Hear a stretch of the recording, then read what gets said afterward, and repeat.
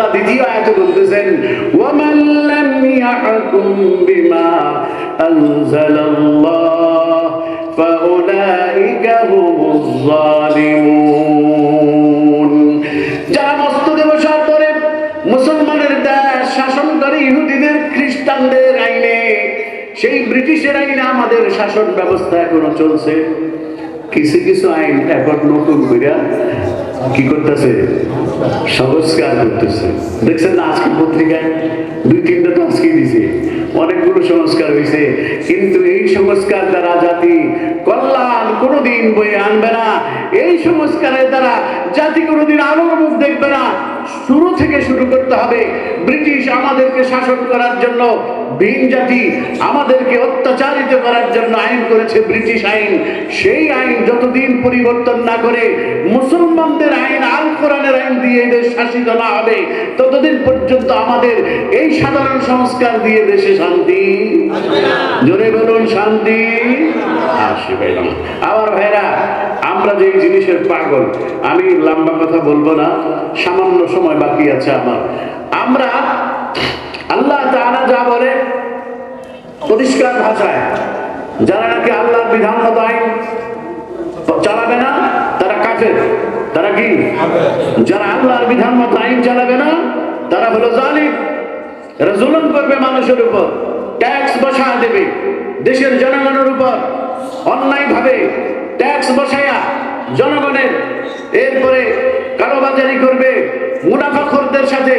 দেশে যারা নাকি কৃত্রিম সংকট তৈরি করে তাদের সাথে লেয়াজু করে দেশের দ্রব্য মূল্যের দাম বাড়াইয়া জনগণের নাবিশ্বাস উঠায় দেবে। আল্লাহ বলেন আল্লাহর বিধান না মানার কারণে এরা জালিম। জোরে বলুন কি জালিম? আল্লাহ বলেছেন যারা আল্লাহর বিধান অনুযায়ী বঙ্গভবনে আর সংসদ ভবনে যারা যাবে না, ওই লোকগুলো যদি দেশের মুসলমানদের শাসক করতে হয়, তারা আল্লাহর বিধান অনুযায়ী তারা হলো ফাসিক। এদের ঠিকানা হলো জাহান্নাম। এদের ঠিকানা কোথায়? এজন্য দুই জিনিস থেকে আমাদেরকে বাঁচতে হবে। আমরা তো সুন্দর জিনিস দেখলে পাগল হয়ে যাই, ঠিক না? আল্লাহকে হুব্বু শাহওয়াতি মিনান নিসা, মহিলা দেখলে পাগল হয়ে যায়। নিজের বউটি আরেকজনের লগে পরকীয়া করে কিনা? আবার মহিলারাও এখন খেপছে, কইতে হুজুর আমি এখন 4টা স্বামী রাখি, আল্লাহর দোয়া করি। কয়টা রাখে? 4টা স্বামী রাখি, এবার দোয়া চাই। 4 স্বামী উনি সময় দিচ্ছেন। আবার আরেকজন আছে, তিনি তার স্ত্রীর অধিকার তো দেন না, 4 বিয়ে কইরা উনি ঘরে পাও ঝুলে ঝুলে ভাত খায়। 4 জনের গার্মেন্টস থেকে 20,000 করে টাকা কত হয়?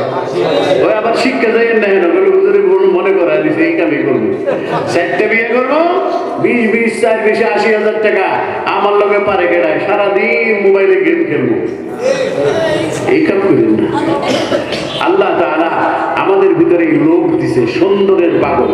হযরত ইউসুফ আলাইহিস সালামকে দেখে মিশরের নারীরা হাত কেটে ফেলছে। ওয়াকাত্তা'না আইদিয়াহুন্না ওয়া কুলনা হাশা লিল্লাহ মা হাযা বাশারা ইন হাযা ইল্লা মালাকুন কারীম। মানুষ এত সুন্দর না, কি বলেন? এক ছেলে এসে আমার বলতে, হুজুর আপনি আমাকে কিছু তদবির দেন, আমি মেয়েটাকে ভালোবাসি, যদি আইনা দিতে না পারেন তাহলে ফাঁসি দিয়ে মরে যাবো। আমাকে তুই ফাঁসি দিলে আমার কি?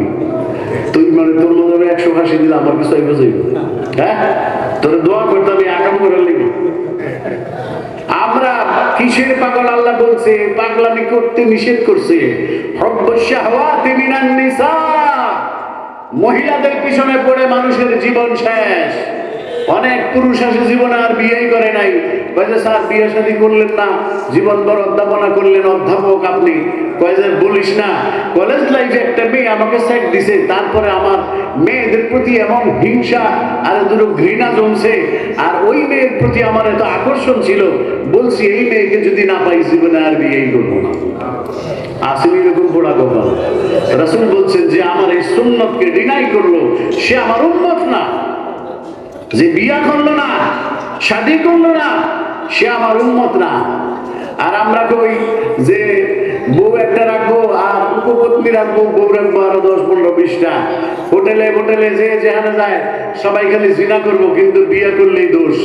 এক লোক এসে কয় হুজুর আমাকে মসজিদের ইমাম সাহেব খুব আল্লাহওয়ালা, খুব বুজুর্গ, ভালো মানুষ, কিন্তু হুজুরের চরিত্রটা খারাপ। আমি এই কথা কি কইলেন, আমার মনটা তো খারাপ হয়ে গেল।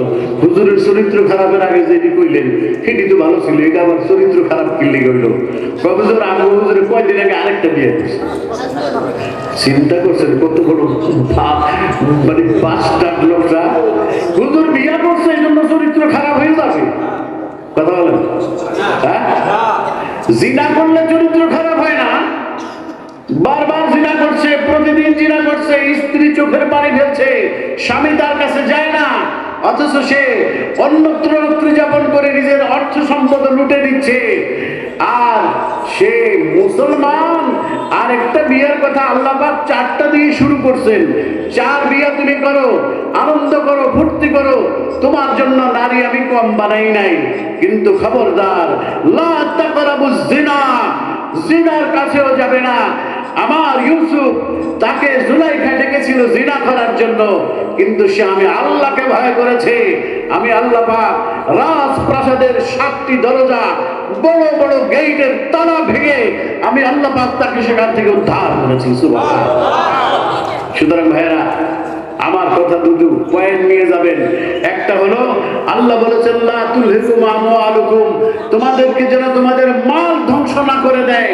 ওয়ালা আউলাদুকুম, তোমাদের সন্তান সন্ততি যেন তোমাদেরকে ধ্বংস না করে।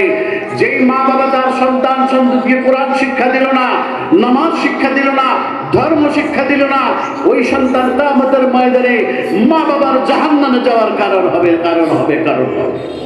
সুতরাং আমরা এই ধরনের সন্তানের পিতা হতে চাই না। এই কাউসার মাদ্রাসা, আল কাউসার মাদ্রাসা আপনাদেরকে সেই দাওয়াতই দিচ্ছে। আসুন ভাইয়েরা, আমরা মাল কামাই করব হালাল ভাবে, খরচ করব হালাল ভাবে, মাল কামাই করব হালাল ভাবে, খরচ করব আল্লাহর রাস্তায়, সন্তান জন্ম দিব হালাল খেয়ে, সন্তানকে জান্নাতি বানায় আমি বাবা দুনিয়ার থেকে বিদায় নিব। আমার মৃত্যুর পরে যদি সন্তানের কিছু হয় সেটা আমার জিম্মাদারি নয়। কিন্তু আমার সন্তান যদি ইমানদার না হয়, নামাজি না হয়, কোরআন পাঠকারী না হয়, আমার মতো ইতিম আর মিসকিন আর কেউ হবে না যার সন্তান তার পিতামাতার কবরের জিয়ারত করে দোয়াটা করতে জানে না। কথা ঠিক? সুতরাং আমরা সবাই বাচ্চাদেরকে কোরআন শিক্ষা দেব তো ইনশাআল্লাহ, হাদিস শিক্ষা দেব ইনশাআল্লাহ, এই মাদ্রাসাগুলোকে ছাত্রছাত্রী দিয়ে ভরে দেব ইনশাআল্লাহ। এই মাদ্রাসার ছাত্রছাত্রী যারা আছে সবার সুস্বাস্থ্য কামনা করে, এবং এই মাদ্রাসা কর্তৃপক্ষ, মুহতামিম সাহেব, আসাদুজায়ে কেরাম, এবং আপনারা যারা এই মাদ্রাসার মুহিব্বিন যারা রয়েছেন, ডোনার রয়েছেন, ছাত্রছাত্রী অভিভাবক অভিভাবিকা রয়েছেন, সকলকে আজকে আমি আমার অন্তর থেকে দোয়া করি।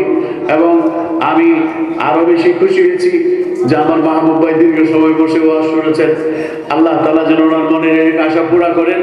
আমরা চাই আমার একজন ভালো মানুষ আমার এই সমাজের কর্ণধার হোক, এমন একটা মানুষ কর্ণধার হোক যার দ্বারা মানুষ শান্তি পাবে, সুখ পাবে, শান্তিতে ঘুমাতে পারবে। এই জমিনের মধ্যে মাদক থাকবে না, এখানে ফ্যাক্টরির জুট মাল নিয়ে গোলাগুলি হবে না, এই সমাজের মধ্যে মাদক এবং নারী পাচার থাকবে না, নারী ধর্ষণ থাকবে না, নারী হাইজ্যাক থাকবে না। মানুষ নির্বিচার নির্বিঘ্নে শান্তিতে বসবাস করতে পারবে। এমন একটি প্রশাসন আল্লাহ তাআলা যেন আমাদের জন্য, সারা দেশের জন্য কবুল করেন। আমিন সুম্মা আমিন।